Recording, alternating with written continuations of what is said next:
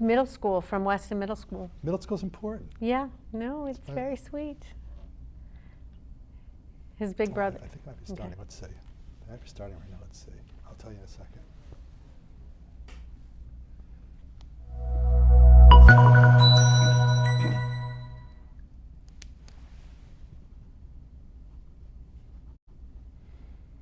The Bobby O Show.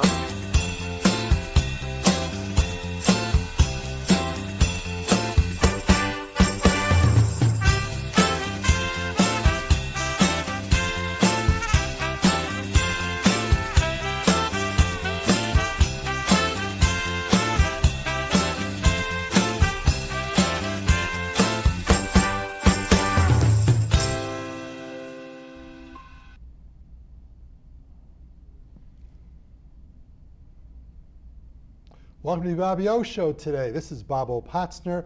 What a great day for a show for today's topic. I have a great candidate for the 26th Senatorial District, Samantha Nestor, but it ties into what's really happening in Chicago today. Today is the dedication of the Barack Obama Library. And as I came to the studio today, I was listening to Michelle Obama speak. I loved her book, Becoming.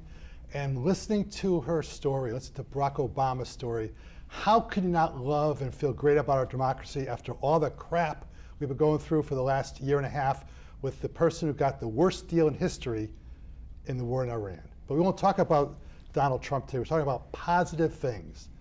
And Michelle Obama made a comment which hit me for today's show, which is, don't wait for someone else to do the hard work to save our democracy.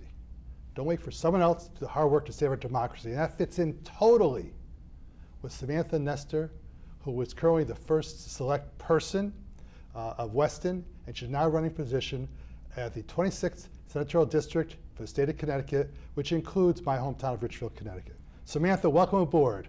Thank you so much for having me, Bob. I'm Sam Nestor. I'm the first select woman here in Weston. And I'm so thrilled to have the opportunity to run to represent you and the 8 other towns to be the next state senator for the 26th district in Connecticut. And how about being connected to Barack Obama's Library Day? You'll always remember today's show because of that. I will never forget, and I promise to go high. That's right. And actually now, what she's referring to, of course, is that Michelle Obama said when they go low, we go high, et cetera, et cetera. I don't know about that. We'll have that discussion a little later on the show, but I really appreciate your coming on the show today. And I went to the convention you had where you got the nomination in Westport. And I'm not sure why your district is so broken up as to so many different towns, but we're honored to have you as one of our 2 state senators to be. We have Kushner, who is in Danbury and partly Richfield, and you as well. Let's go back to your history a little bit, okay? I have a little bit of thing I pulled out of your website. I do a lot of homework. Robin, your campaign manager, gave me a lot of literature. And by the way, the first time I ever met you before I do your background, can we have that picture of Samantha, or Sam rather, with Senator Blumenthal? It'll be on in a second. It's coming. Oh, there it is. It's on that screen right over there. And they see with Senator Blumenthal, Susan Beisowitz, Lieutenant Governor. We see Governor Lamont. Who's the gentleman behind you? My adorable husband. Okay. My wonderful husband. Okay, your wonderful, adorable husband, glad to hear that. And there's a picture of you. That's where I first met you. There was I guess a rally for Susan Beisowitz, right? Correct. What was the occasion for that? So we were doing a fundraiser for Susan for her Power of Women PAC and her campaign for Lieutenant Governor. And that was February 8th. And you can see Cece's, well, I don't know what happened to the picture, but Cece, Senator Marr, is actually up the stairs. So I am a regular supporter of women in politics, and I was a graduate from the campaign school at Yale, and I think we need to have many more leaders among I'm a Yale us. undergraduate also. Bulldog, bulldog, bow, wow, wow. You know, it's interesting, the second time I met you was at a King's rally in Richfield, and I met you, actually, I saw you with your, I forget the lady's name who hosted your second event at your house, at the other house. And I said to you, I said, you look familiar. I went to someone's party in Weston a few months ago, and you said, What'd you say to me? I said that was me. That's right. I was like, party at someone's house in Weston. Of course it had to be me. Had to be you. Well, let me yes. read a little about your background, then I'm going to ask you Yes. some questions. It says, Sam is currently serving her 3rd term as first selectman in Weston, where she lives with her husband Mike and their two teenage boys, Finn and Gavin. Time out. It's a special day for Gavin today, isn't it? It is. It's his moving up ceremony for middle school. My baby is going to be in high school next year. So, and he's the second child. Sometimes he gets a little overlooked from the oldest, but I am thrilled for him to graduate, and he's done so well. I'm really proud of him. You're a mom, you should be proud of him. My grandson, my oldest grandson, who's 4 years old, just stepped up from pre-K to next year being in second year of pre-K, and they had a little rally for the kids, and it was so cute. I'd show you the picture, but I don't want to take away from your time of that. But you got to be proud of your kids, right? It's what it's all about. Well, we have to celebrate and be joyful when we have these opportunities, because there's enough things to worry about that we should take these moments and celebrate each other. Okay, I had to stop and give your son a little plug Yeah. on that. As first selectwoman, Sam has worked collaboratively with all the towns in the 26th district. How many towns are in the district anyway? 8. They include Richfield. What else? Well, they include all of Weston, all of Westport, all of Wilton, all of Reading, 64% of Ridgefield, a sliver of New Canaan, a sliver of Darien, and the 3 towns in Stamford, which is Springdale, Glenbrook, and It'll come to you. it'll come to me at 3 o'clock in the morning. Okay, I'll call you at 3 to Yeah, find it'll out. come to me at 3 o'clock in the morning. Okay, and let's see what else I have here on you. So you're your goal is to build a keen understanding of the shared strengths and concerns, as well as the unique needs of your locale. Sam found her way to public office in 2017. It's almost been 10 years. I know. First serving on Weston's Board of Education. I'm really partial. I spent 15 years on Board of Ed. That's a hard, Weston for selectman is hard. Being a state senator is hard. Being on the Board of Ed is really hard because every parent's kid is the most important child, right? And I'm sure that experience, did you enjoy the Board of Ed? Did you enjoy working on the Board of Ed? I did enjoy the Board of Ed. I did enjoy the Board of Ed, but the opportunity to be on the Board of Selectmen opened up, and we were at an inflection point where I could make more change being a board of 3 rather than a board of 7. Sure.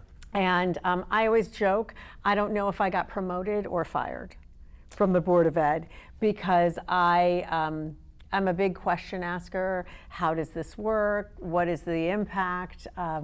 Looked more in terms of, my point of view was more in terms of the entire town and less laser focused on just the school age parents. And I think that has served me well as first select person.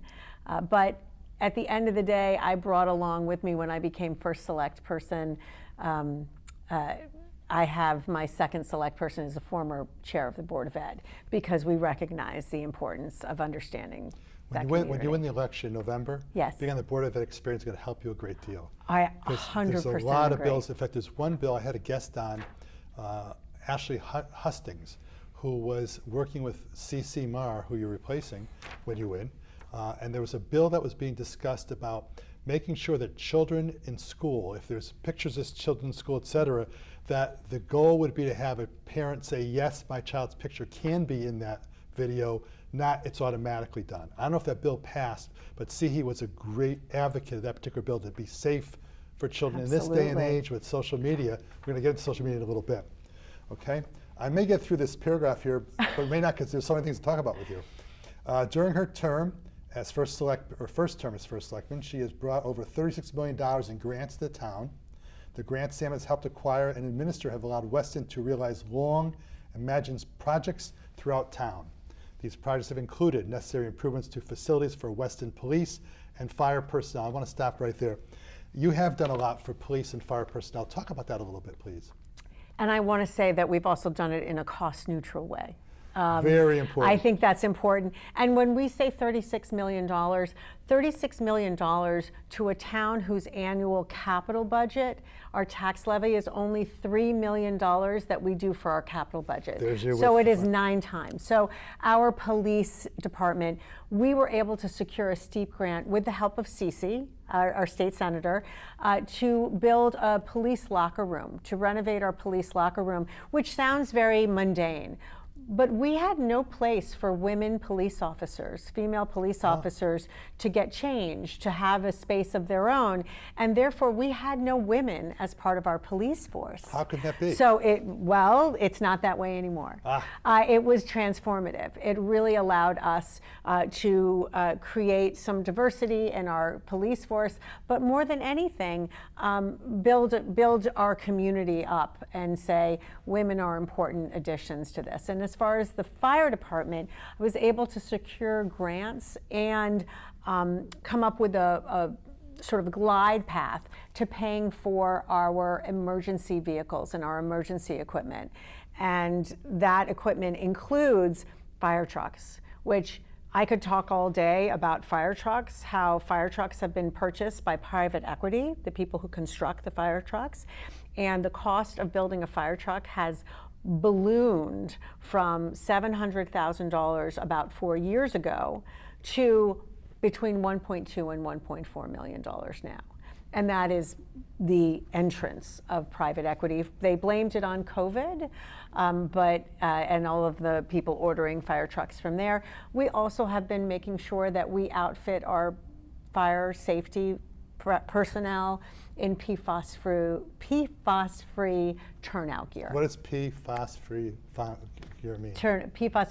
So there is a forever chemical called PFAS, which is in Teflon, which is in Gore-Tex. It is a flame retardant chemical. What we have learned subsequently is that that forever chemical can have causality with cancer. It can have all sorts of damaging effects on the people who are exposed to them. It used to be what was in the flame retardant foam that our firefighters used, and there was a law a couple of years ago that was passed in the state legislature, and they mandated that the turnout gear for firefighters be PFAS free. Now this gear is in the thousands, so there's a little bit of time, and just recently the federal government, who are usually not giving any money out, just put forth a grant whose due date is June 22nd to help offset costs for this kind of turnout gear. You made a very important point, and that is that, and that's where the Board of Ed experience will help you. Having been involved, I made 15 budgets when I was on the Board of Ed. And it's very important to know that dollars are finite, right? They're not infinite. And so therefore, when you make decisions in the Board of Ed, unlike the state of Connecticut, and this is where you're gonna have an important role, I used to hate from the Board of Ed when you'd get unfunded mandates. What's an unfunded mandate? You know what that is. Well, a perfect example is what I just talked about. I just talked about there is directionally, it is excellent. We should not have our firefighters have turnout gear and cancer-causing materials. And when you make that law, you should provide the funding to back it up. They did give a runway for people to be able to have time to comply, and subsequently there are grants that are available. But there are also, certain housing laws, housing mandates. I think what I can bring is a perspective like you're saying. What I can bring to the State House is the practicality of saying, just like I have done throughout my career, how is that going to work? What is the implementation like? I know what the implementation is like because I'm leading a town that has to implement the directives from Hartford. And I'm not looking to criticize anyone. I'm not looking to embarrass anyone. What I'm looking to do is make everyone look better. I heard your reputation is that you're someone who asks questions, and that's a good thing to be an elected official. I think it's very important, but getting back to unfunded mandates, I used to hate on the Board of Ed where you get a great new innovation. from the state will pay 89% year one, 50% year two, 10% year three, now it's on you. And that's the kind of perspective you have and will have in Hartford to make sure, yeah, these are great ideas. How are we going to fund it? I saw Governor Lamont. I went to the Danbury, has their annual party at Amber Room, which you've probably been to those a few times.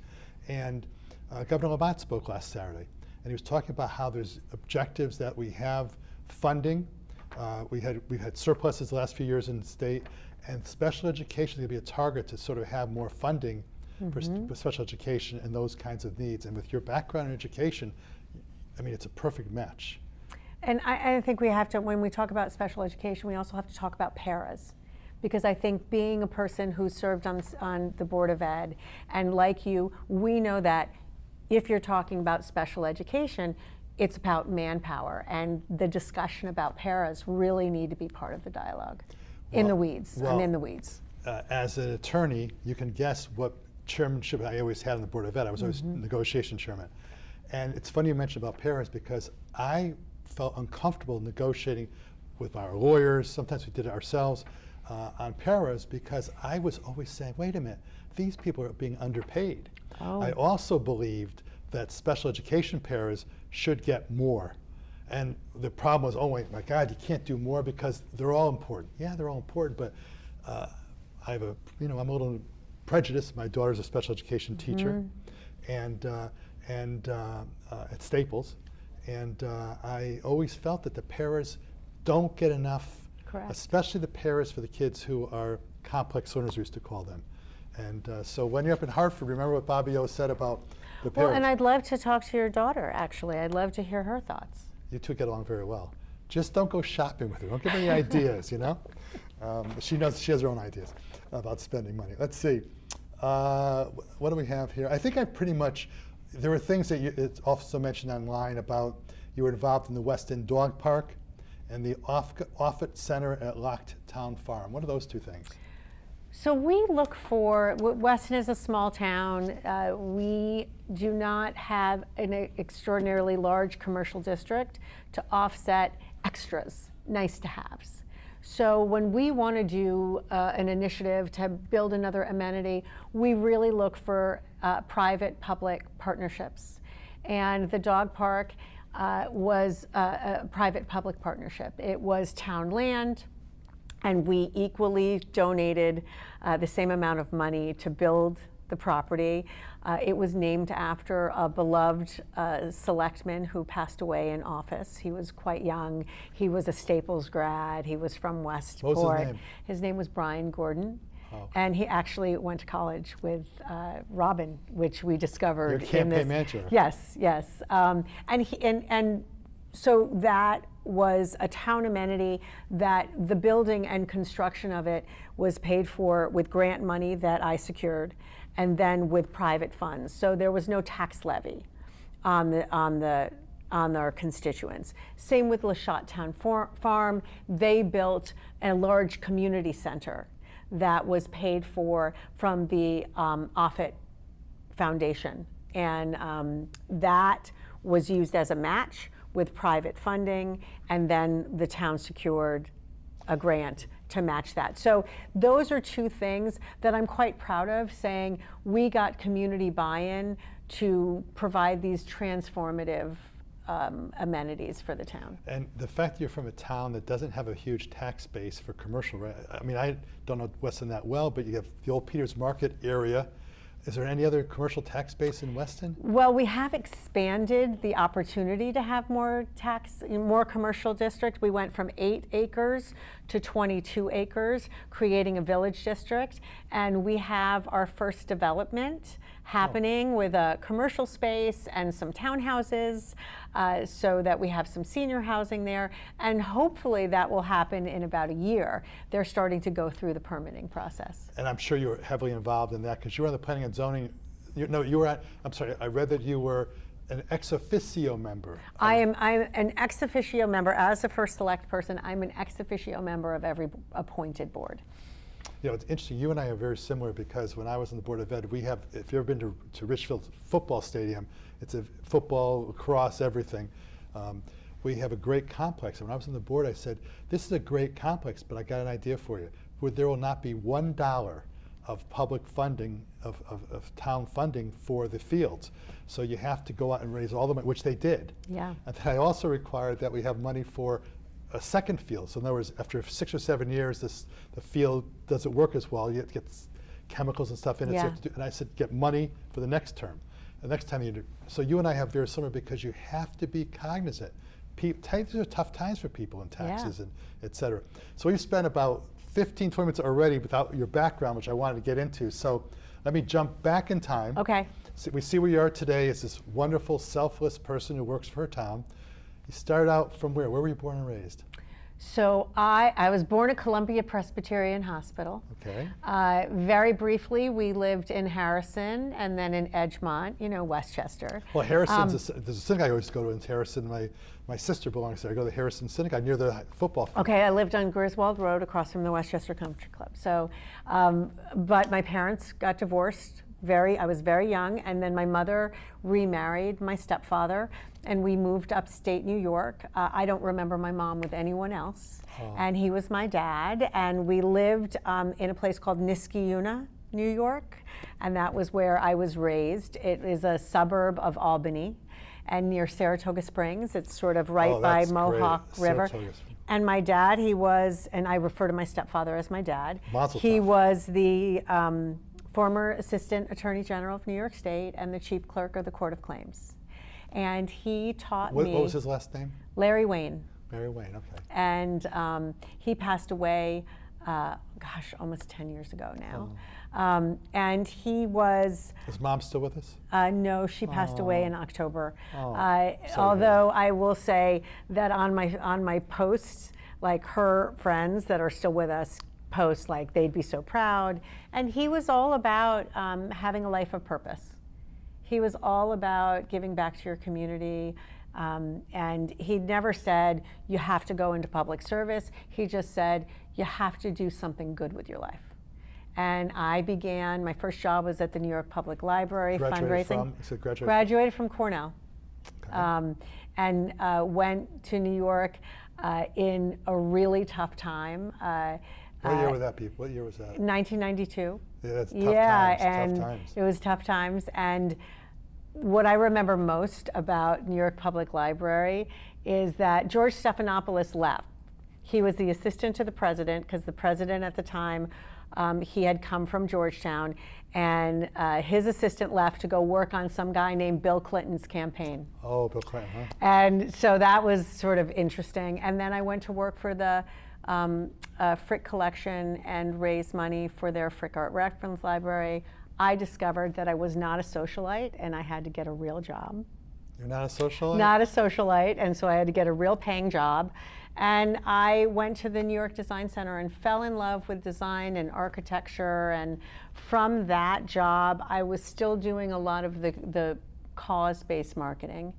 And I was a marketer, and I became an editor at Metropolitan Home and then Elle Decor, and then the associate publisher and I, as print was going, dying, we started a creative services company, and all of a sudden we were. Being, what? You said we started. Oh, my business partner, Christy Boyle, and I. She was the associate publisher of Metropolitan Home magazine. And we decided, we cooked up, her name was Christy, and I had just had a baby, and I was Sam the mom, and we said Chrysanthemum is going to be the name of our business. That's cool. It's still going strong. I first divested from it when I became first select woman, and then dissolved the partnership, but she still runs it. It's a great company, and it creates experiences and does all sorts of business development for people who are creatives. And it was great. When you mentioned Bill Clinton, I was a delegate to the convention in Hartford many, many years ago. I think it was when Joe Lieberman had just met Hadassah, and he was running for Attorney General at the time. I think that was the year. I did it several times. I was in the Democratic Town Committee, et cetera, from Shelton, where I was born and raised. Now I live in Richfield for many years. But we went Friday night for this convention, and Bushnell had a big auditorium, 3,000 seats, whatever it is. And all the other people, I don't drink. Everybody else was out drinking, having a party. So I went to Bushnell with a friend of mine, and there maybe were 10 people there. And all of a sudden, this guy in his plaid coat, plaid jacket, starts talking. He was spellbinding. It was this young governor from some state called Arkansas. It was Bill Clinton. Wow. And he was I don't know whether he had just won or was running, but he was just spellbinding. So he mentioned that name. And he, by the way, is right now in Chicago with he and Hillary at the Obama library thing. So you went through this thing of working design. Yeah. And then you got married someone on the way. I got married in the process, and had some kids. We moved when I got pregnant as a elderly person. I waited a long time to have kids because I wanted to be sure about my career, and I was a career person. And I loved living in New York, and I was married for about 5-6 years. We had our first child. We moved to Weston. Why Weston? Just out of curiosity. It was practical, and I worked at Met Home. And so you've been to my home. It is a glass box in the woods. Beautiful. It is a very modern, modern architecture. Really cool. Yeah, so I knew what I wanted, and at the time my husband was working in Hartford, and I was working in New York City, and Weston and Wilton and Westport, that was sort of a central spot. Great commute. Yeah, and I could get a lot more house and property. At the time, I thought it was very glamorous to be on 4 acres. Now, almost 20 years later, I'm like, oh my God, this is too much to maintain. But it was just a beautiful spot, and I sat down on the deck, on the steps, and we didn't think we would be able to get the house. And it was 2 weeks before Lehman Brothers fell. And we got a call from our broker, and she said, what year was that offer approximately? That was 2008. I was on trial in 2008 when the market went to hell, and I was representing a guy in a trial who owned a small equity firm, and every day we'd go in, the judge would say, how to drop this day, how to drop that. I mean, 2008, people don't remember how difficult and how frightening it was in 2008, and all the regulations that went into effect because of that, which somebody whose name I won't mention, Trump, has been knocking out all these regulations. And what really scares me is the cryptocurrency.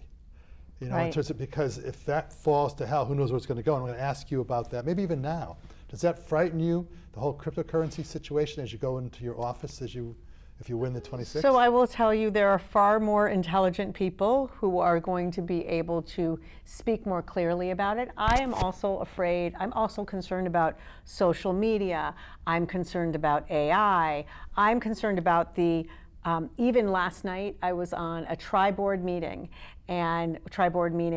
Board of Selectmen, Board of Education, Board of Finance meeting about a very serious topic, a $128 million middle school. And we're discussing it, and one of the Board of Finance members, who was a former partner at a very big accounting agency, said with a straight face, well, I looked this up in Claude. And I was horrified, because that is not, that is a search engine. That is using it as a search engine. That is not what you do to do your homework, to come to one of these meetings. It can be helpful, but not the ultimate. Correct. That is not that is, and I forget who it was, but I was looking recently at an interview. I was watching an interview, and I can't remember who it was, but he was talking about how there's a whole swath of young people who are giving up their voice to AI. That their writing and their thoughts are no longer, that your voice and how you write, that's you, that is your person.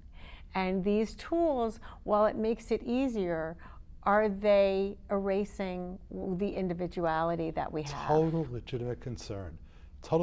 Because when we hire people as an attorney, I hate to be stereotypical, people don't write as well coming out of college as they did years ago. Of course, our parents probably said the same thing about us, but people are not writing. And I have a theory. When I have a retainer letter, I have in my deal says, you cannot text me.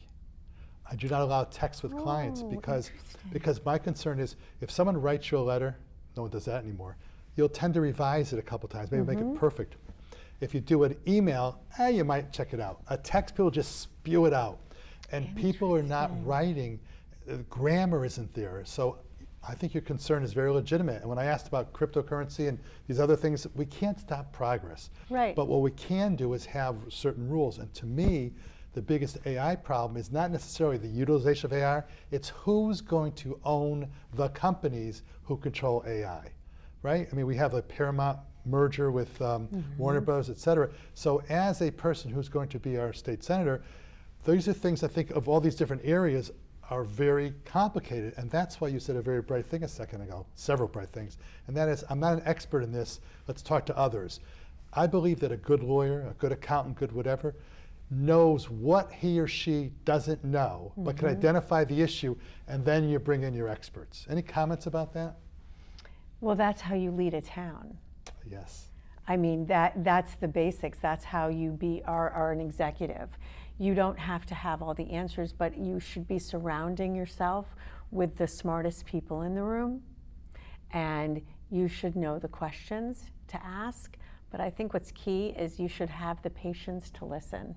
What I find a lot is that folks are just waiting for a person to finish so they can ask the next question. And what I can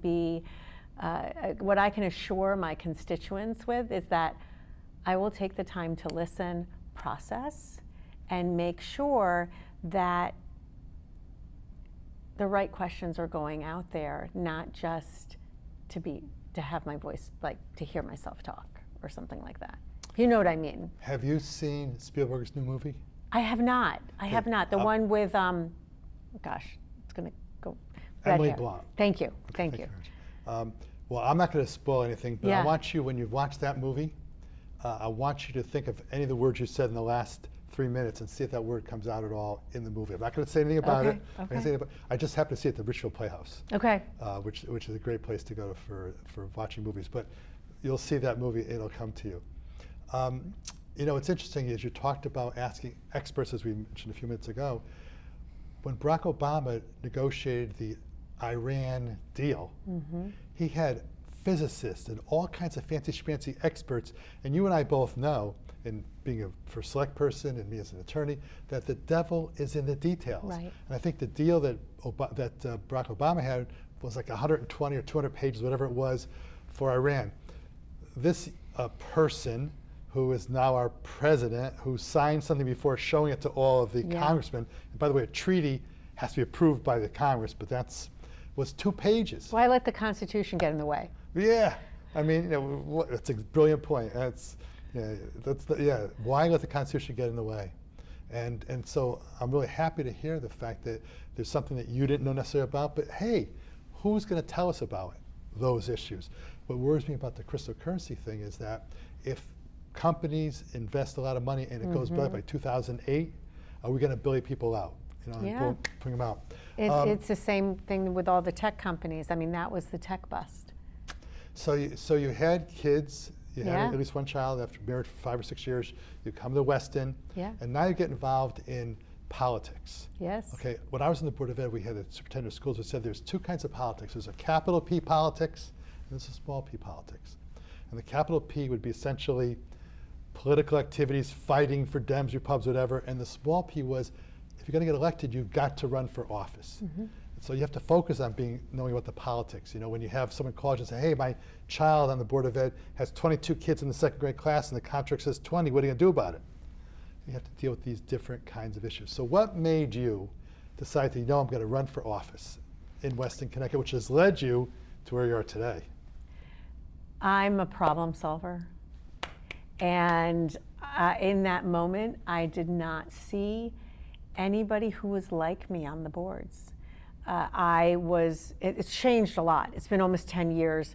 Our demographics in Weston has changed.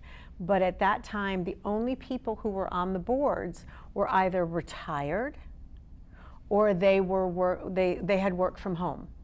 Or stay-at-home parents. I should preface that. And this was when kind of the work from anywhere was starting to take hold in Weston, and I said, I am juggling 2 kids. I'm a working mom. At that time, my youngest was 4, so nobody had, really tiny kids.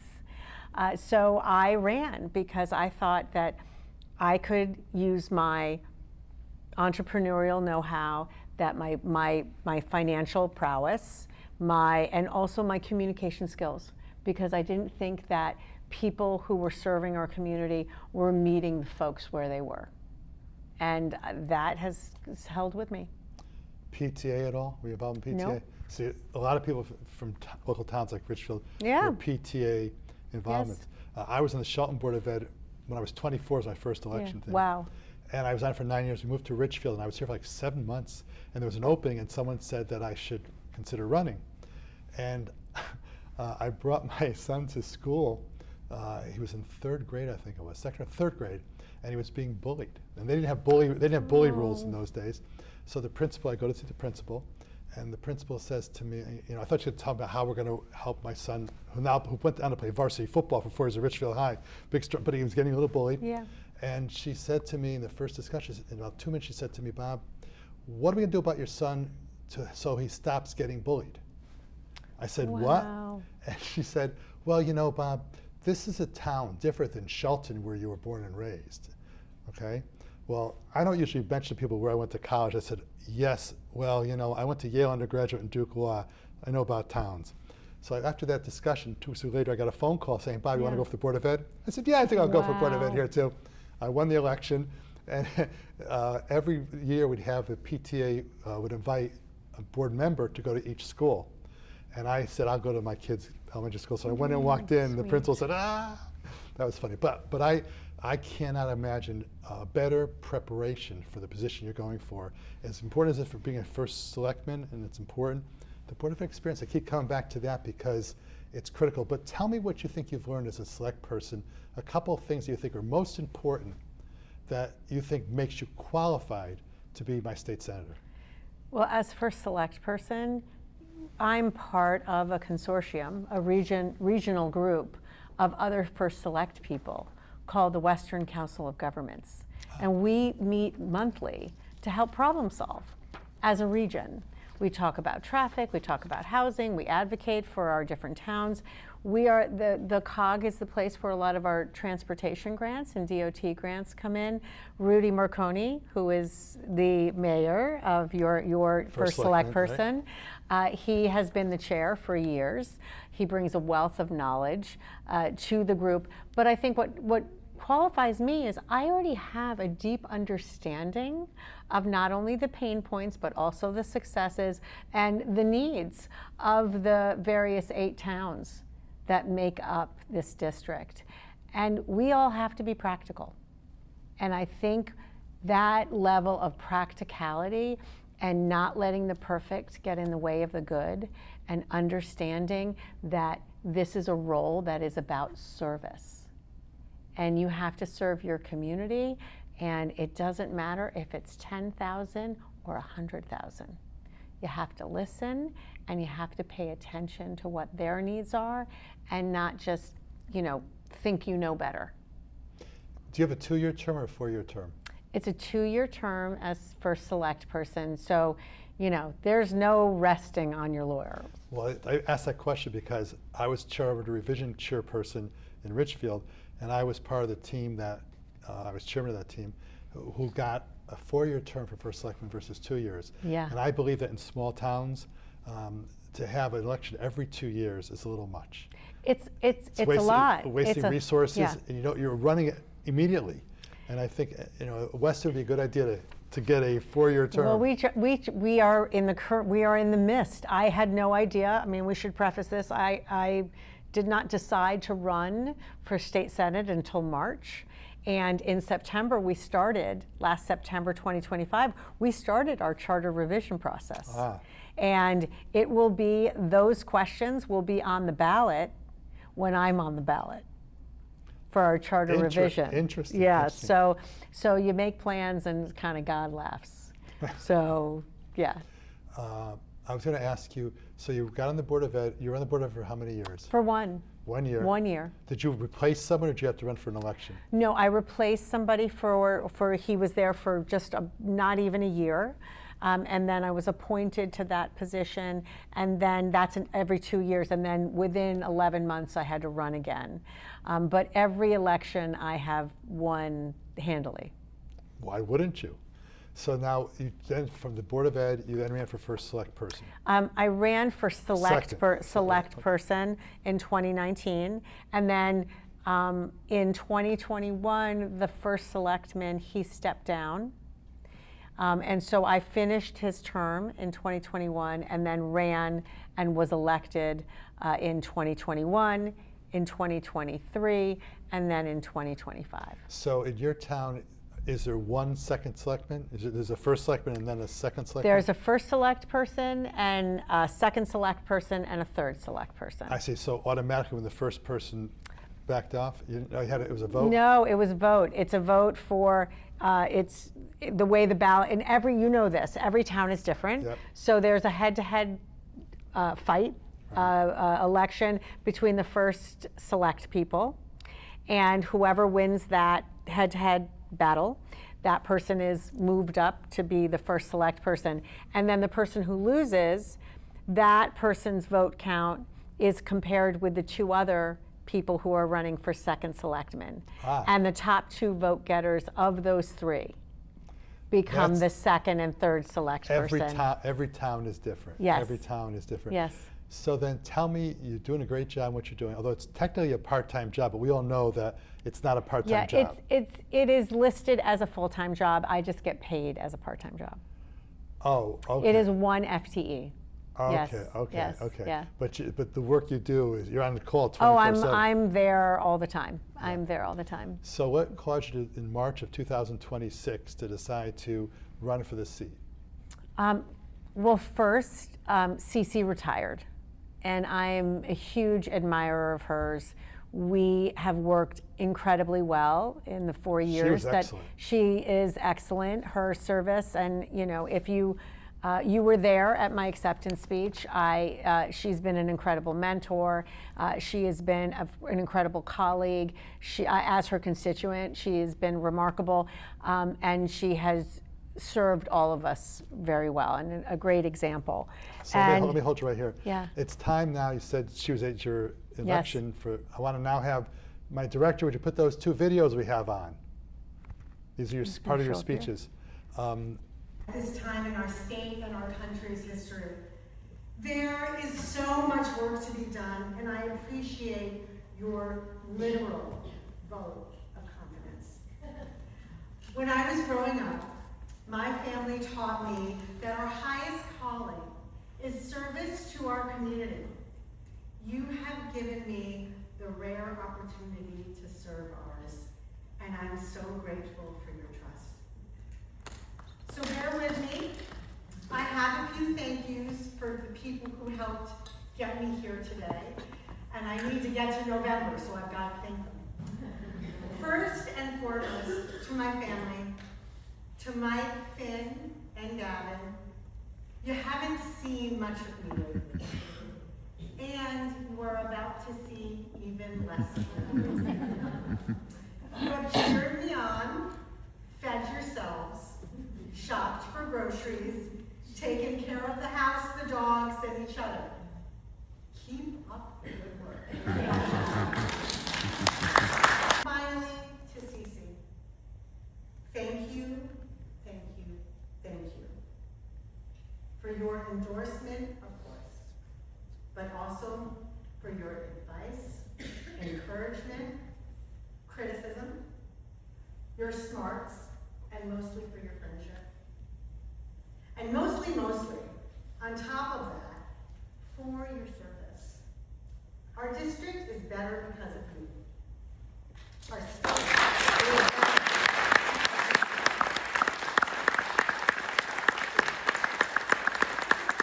I promise to strive to live up to your example and carry your good work forward. Can we all take a minute to stand up and thank Daisy for her service? In transparency, I was at that convention. I actually was a Yes. delegate, and I think I voted for you. Well, thank And- you again. And I didn't know you until about March, April, whatever, Mm-hmm. as well. So tell me, Cece was she retired, Yes. and so what caused you to take for the position? I had been thinking about it. You know, it had always been sort of, people used to say, what do you want to do next? And I never considered that Cece would be retiring. And I saw this as a way of extending my service. And I spoke to my husband, and I spoke to my second select person, and I spoke to Cece. They all spent a lot of time convincing me out of it and making sure that I was ready and getting to the why. And the why for me was that I didn't see, just like when I was on the Board of Ed, I didn't see anybody like me on the Board of Ed. I didn't see anybody like me in the state Senate. There are people who were once, you know, first select people, I think, few and far between, but the actual boots on the ground, practicality, project management, skills that I have between the Board of Ed and as first select person, I thought, you know, I could add something that's not really there yet, right now. So you decided to go for the position. I decided to go for it, even though, you know, it was a sprint. And I have not looked back ever since. I am really excited to serve, and we've already started knocking doors, and I've already started listening to folks, and it's the big leagues. It's the big leagues. It's not the huge big leagues, but it's bigger leagues, and there's more at stake, and I'm ready. I'm ready to do the work, and like you said, the small P with the politics, rolling up the sleeves and getting to the brass tacks. I don't need to get credit for a bill that is passed. But I do want to make sure I let somebody look good, making sure that they're taking care of our towns. When I was at the convention, one topic that was raised was the ability of an elected official to work with others as a team. Yeah. Because there's no I in team, that's an old expression. Talk to me about your ability to work with others, even whether they're Democrat, Republican, Independent, whatever. Talk about your examples of you working as a team. Well, I think building consensus is the only way that you can actually govern and make a difference. And as first select person, so much of my work has to have the buy-in of the community, because like Ridgefield, we're a town meeting form of government. Which I do not So, love. which Because- is really hard. Because a minority of people who show up can control more than they should control. Correct. And so, but what you have to do is you have to be able, and I don't want to overuse the word sell, but you have to be able to look your constituents in the eye and have them come and vote for a budget, for a bond, for selling town property, for anything that is part of the charter that would be a town meeting form of government. The big legislative initiatives, you have to make sure that those folks are energized and here and going to vote for it. And to do that, to drown out the very small percentage of people who are, make it the town of no, you have to work across the aisle to get allies and to get people whose sole goal is to make the town better or make their state better or the district better, to get those folks to help advocate for you. And you're not going to do that thinking that you can do it all yourself or thinking that you have all the answers or not listening to people. You have to be transparent. We use that word a lot, but people have to understand, why are you supporting the new middle school you mentioned before? Why are you supporting that? Why are you supporting A or B or C? People have to understand why, and I always believe in the book, Getting to Yes. Oh, And- I remember that. Yeah, right? Yeah. And it's like Cliff Notes. No, but Yeah. Getting to Yes. And the thing is that if you talked, I believe, and this is where I'm very frustrated where we are now in our society, because people don't listen. Used the word listen before. People could always convince me, and what's your rationale? We've lost that capability in our society. We need elected officials who believe in that.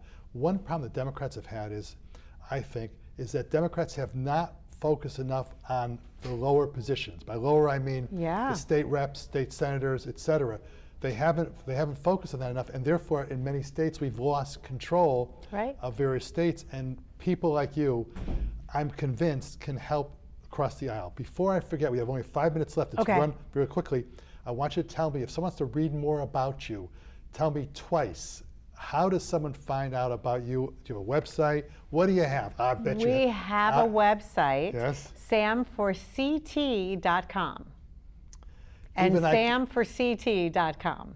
Okay, is it Sam4CT? Sam4ct.com. Is that the letter four, the number 4, or the word FOR. Oh, yeah, I didn't think of that. Yeah. Well, Robin, your campaign manager, is in the studio with us, and she will talk to you about remembering that exact name. Yes. And I've looked through that. That's where I got some information, and it's a great resource to find out about you. Do you have a couple goals and objectives? I know that as you go into office, when you win, as it's your first term in office, you still have to do a lot of listening and whatever, but you still may have some goals and objectives. Do you have a couple of specific ones? I do. I now pronounce you I Man- do. I now I pronounce do. you Manuel. I I do. was I gonna do. And it, of course, one of my goals is like the biggest goal you could have. And I was inspired when I first joined the Board of Education. I became very interested in the opportunity gap. And when I started off there, I thought it was, okay, well, it's just about evening out education. People from more affluent communities, they get a better education than folks who are not necessarily born in the right zip code. And then I learned throughout the years, it is not as simple as schools and teachers. It's about transportation. It's about food insecurity. You can't learn if you're hungry. It's about behavioral health. It's about, did I say transportation yet? Yes, I you said did. transport. It's about housing. It's about sustainability. All of these sort of factors go into how well we educate and the opportunities that children have leaving Connecticut or leaving their homes. And what I learned is it's also not these little factors. There's food insecurity in our district.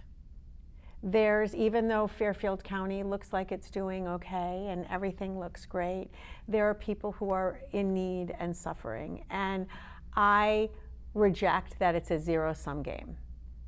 I reject that you can't do good work and help others, that somehow it takes away from other people. I think that housing has to be done in a very thoughtful way. You cannot shove housing down people's throats, but people in our towns want to age in place, and I want to find a way to make that happen.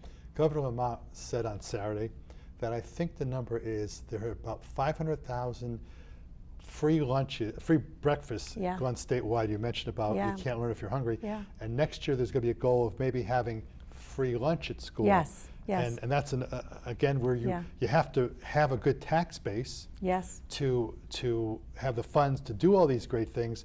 But I'm sure that's a topic that you'll be looking at very much. I also want to look at the child tax credit. We had one in 2022. It was extraordinarily successful. I would want to look back at that as a way, because with gas prices approaching $6 a gallon and people really struggling, I think across the board, I think that's a consideration as well. We only have about 2.5 minutes left in the show, and I want to give you an opportunity. And this hour, I told you, is going to go very, very fast. Yes, really fast. And I'm going to give you the next couple minutes to just tell us whatever you want to tell me about you, yourself, the office you're running for, whatever you want to talk about, to advocate to people, not to sell yourself, but to tell us who you are more than you have already. You've told us a lot about why people should consider you for the position of State Senate, position 26th District. I want to be more than your state senator. I actually want to build community. I see all of us exhausted or turned off from politics. And I had a talking point, which I'm not really in love with, but it's about making politics palatable again. It's politics of my father's time. It was about building community and using government for change and for good. and assuming good intent and understanding that you could help people and help make their lives better and keep them safe.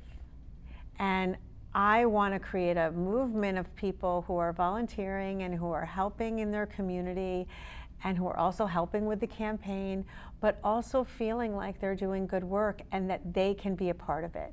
So I don't want it to be just about me.